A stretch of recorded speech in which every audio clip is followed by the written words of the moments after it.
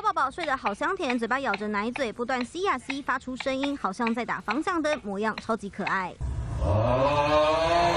晚上另一半睡超熟，但打呼好大声，对比女子完全睡不着，无奈录下影片说，以为是谁把摩托车骑进房间里来了，还翻了一个大白眼。打呼声向摩托车加速，真的吵到受不了，该怎么办？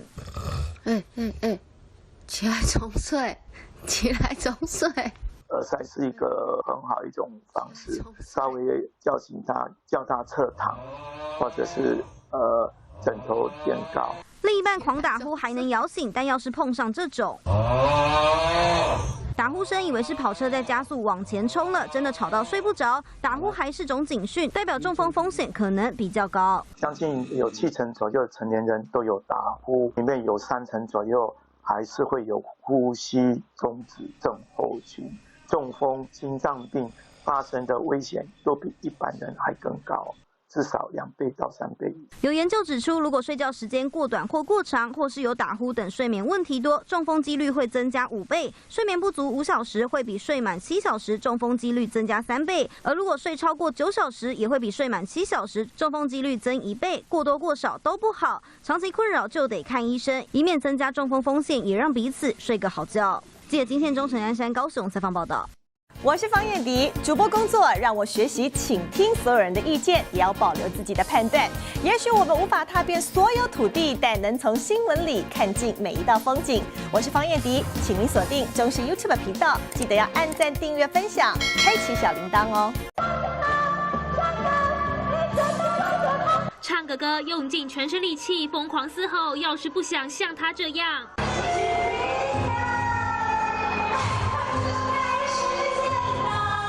或是这样，声音没了，嗓子哑了，该怎么办？正音唱不上去就用假音，用一些嘴型的方式压着喉咙，听看它有没有在震动的方式来让你去改善唱歌的技巧。想去 KTV 变歌王，唱几首都不累。网络流传教学影片，一般人唱歌如果改用气音，掌握7多声小。我将爱你所爱的人间，我来到你的城市，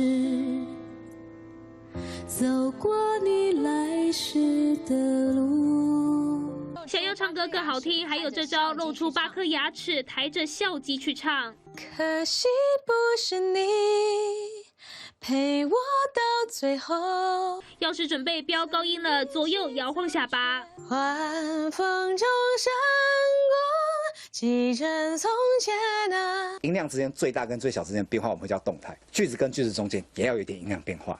音高比较高的地方，我们音量可以稍微跟得大一点。专业老师说，唱歌要进步，主要得去训练喉咙的肌肉，不是靠蛮力。接着再去参考网络技巧，人人都能成为 K 歌之王。记者连美李云杰台中报道。我是哈远怡，我用说故事写自己的人生故事。有争议的拿证据说，被掩盖的挖出来说，非主流观点我有勇气说。用心说好2300万人的故事。我是哈远怡，请锁定中视 YouTube 频道，记得帮我们按赞、订阅、分享，开启小铃铛哦。大甲妈銮轿火速通过彰化民生地下道，就怕引发抢轿冲突，大批警力拉封锁线，全力戒备。没想到，喇叭狂按，是谁这么大胆闯入管制区？抢轿没有冲突，反倒是被酒驾男子杀进来。驾驶被警方当场拖出车外压制。另外，台中清水还有大批青少年参与绕境，没戴安全帽骑机车疯狂鸣汽笛。銮轿进到彰化县境内，随着今年疫情解封，民众争相愣丢卡，过程中排队人龙超过1公里路。民众走到脚痛，路边有紧急医疗站，走累了还有行动沐浴车随行骑棚棚。棚子底下排队等着洗澡叫号，另外沿途还有上百台重型机车，场面盛大，热情信众棚架底下又是送西瓜，又是薯饼、面包，各式美味。妈祖绕境百里长征，让信徒身心灵都获得满足。解中部综合报道。我是王一仲，新闻的产业带给我满满的使命感，不论是贴近民生的议题，或是国际的话题，我都能够精确、真实传达最完整的资讯给各位观众。当然，更多的新闻请锁定中视 YouTube 频道，记得按赞、订阅、分享，并开启小铃铛哦。